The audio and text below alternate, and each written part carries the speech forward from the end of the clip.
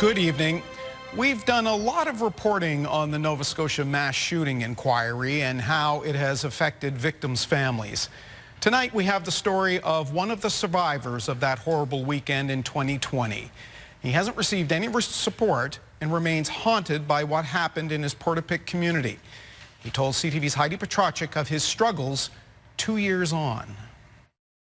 We turned left and Greg and Jamie's house was the next one. Leon Jodry's home is surrounded by terrible memories of the night his friends and neighbors just down the road were killed in Nova Scotia's mass shooting. Living here is a complete nightmare. All I see is my friends that died and fires and SWAT teams, and I don't even want to be here anymore. After the tragedy, Jodry spent 2 years living anywhere he could but here. But he had to return after unsuccessfully trying to sell his Portapique property, where the killer's common-law spouse ran to after hiding in the woods overnight, and Jodry called 911. I'm the lucky one. I survived. That was Jodry in 2020, a month after 22 people were murdered by Gabriel Wortman. His experience haunts him and has taken a toll. I was taking stuff out on people and social media, and then the police picked me up one night and took me to the hospital, and that's where I spent the next month. Jodry doesn't want to be here, but he's not sure what other choice he has left to manage most of this on his own. Well, they kind of forgot about me. I fell through the cracks of the mental health system, and it was about 4 months before they did any follow-up or checks with me.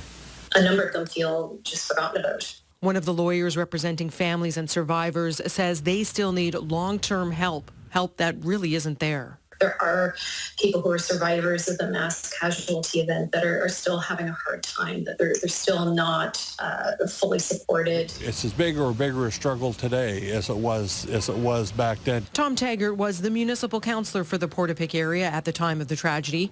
He says some residents who remained mourn the community they once had that will never be the same. They were sort of over here. The focus was all on the inquiry, the RCMP, the victims, all that sort of thing, and these folks are quietly trying to rebuild their lives. It's not easy. It's been hell. It's been almost 2 years since Jodry was able to work. He wants nothing more than to leave, but says he can't afford to. Yet staying means he won't escape the past. Heidi Canadians, CTV News, Portapique, Nova Scotia.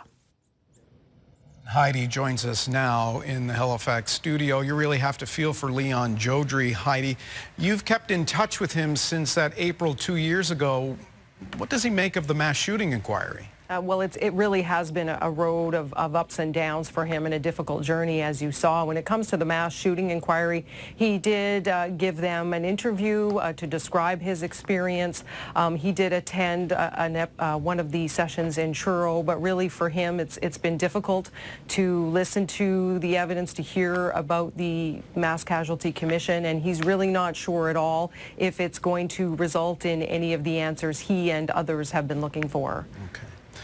The inquiry, we know, is in its final stages. We're expecting it to release, what, more documents tomorrow? Indeed. Public proceedings ended earlier this summer, but now there are going to be more documents entered into evidence, and in order to do that, the Mass Casualty Commission actually does have to reconvene a public proceeding. There are going to be a lot of documents presented into evidence dealing with a variety of topics that have been handled by the Mass Casualty Commission throughout its public proceedings this year. So a lot of information expected to come out of that, and that proceeding is being live webcast for both the media and the public. Right, and we know you'll bring us those tomorrow in the newscast here at 6. CTV's Heidi Canadians in